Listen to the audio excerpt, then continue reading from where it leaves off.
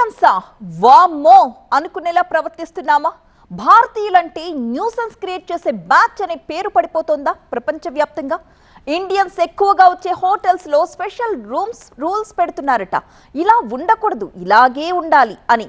ఒక విధంగా భారతీయులకు మర్యాద, ఇంగిత జ్ఞానం తెలీదు అనిపించేలా హోటల్ ఎంట్రన్స్ లో ఒక నోట్ అంటిస్తున్నారు. ఇంతకీ ఏంటా న్యూసెన్స్? ఫారెన్ కి వెళుతున్న మనోళ్లు అక్కడ ఏం చేస్తున్నారు? మనోళ్ల మేనర్స్ పై ప్రముఖ పారిశ్రామికవేత్త హర్ష్ గోయాంకా ఓ ట్వీట్ చేశారు. ఖచ్చితంగా తెలుసుకోవాల్సిన మ్యాటర్ అది. భారతీయులు బిహేవియర్ చూసి తట్టుకోలేక స్విట్జర్లాండ్ లోని ఒక లగ్జరీ హోటల్ ప్రత్యేకంగా మనవాళ్ల కోసమే కొన్ని రూల్స్ పెట్టింది. షేమ్ అనిపించే ఆ రూల్స్ ఏంటో తెలుసా? హోటల్స్ లో బఫే బ్రేక్ఫాస్ట్ ఇచ్చినప్పుడు రూమ్ లో ఉన్న వాళ్ళందరూ అక్కడికొచ్చి టేబుల్స్ దగ్గర కూర్చుని తమకు కావాల్సినంత అక్కడే తిని వెళ్ళాలి.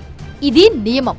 కానీ కొందరు ఇండియన్ టూరిస్టులు ఏం చేస్తారంటే బఫేలో ఉన్న పండ్లు, బ్రెడ్లు, కేకులు లేదా స్నాక్స్ ను అక్కడ తినడమే కాకుండా మధ్యాహ్నానికి లేదా సాయంత్రానికి పనికొస్తాయని తమ బ్యాగుల్లో, కవర్లలో సర్దుకుని రూమ్లకు లేదా బయటికి తీసుకెళ్లిపోతుంటారు. దీంతో మీలాగే ఇతర గెస్ట్లు కూడా ఉంటారనే కనీస జ్ఞానం గుర్తుంచుకోండి అని ఘాటుగా ఒక లెటర్ రాసి అతికించి పెట్టింది స్విట్జర్లాండ్ లోని ఆ హోటల్.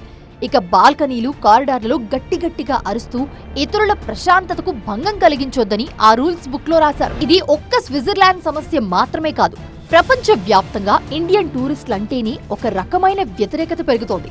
విదేశాలకు వెళ్లకమని కొందరు భారతీయులు తాము పెట్టిన డబ్బుకు వసూలు కావాలని ఫ్రీ బర్డ్ ఫీలింగ్ లోకి వెళ్లిపోతారు. బఫే సిస్టంలో ప్లేట్ల నిండా ఫుడ్ నింపేసి సగం వేస్ట్ చేయడం, హోటల్ రూమ్లోని తువాళ్లు, హెయిర్ డ్రయర్స్ బ్యాగుల్లో సర్దేయడం మన వాళ్లకు అలవాటుగా మారింది.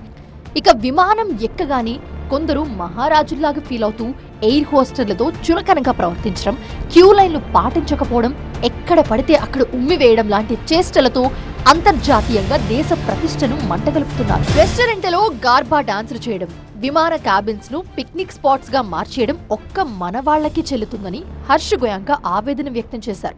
అంతెందుకు, దావోస్ లాంటి ప్రతిష్టాత్మక వేదికల దగ్గర కూడా ఇండియన్ బిజినెస్ మ్యాన్ క్లబ్లలో ఊరంతా వినిపించేలా పంజాబీ మ్యూజిక్ ను హోరెత్తిస్తారట. మేం డబ్బులిచ్చాం, మా ఇష్టం అనే ఈ అహంకారం వల్ల విదేశాల్లో భారతీయులపై నిఘా, ఆంక్షలు పెరుగుతున్నాయి. లగ్జరీ హోటళ్లు భారతీయుల బుకింగ్స్ అనగానే వెనకాడుతున్నాయి. మర్యాద, సివిక్ సెన్స్ విషయంలో జపాన్ కు ప్రపంచవ్యాప్తంగా సాటిలేని గౌరవం ఉంది. వారిని చూసైనా మనం మారాలి.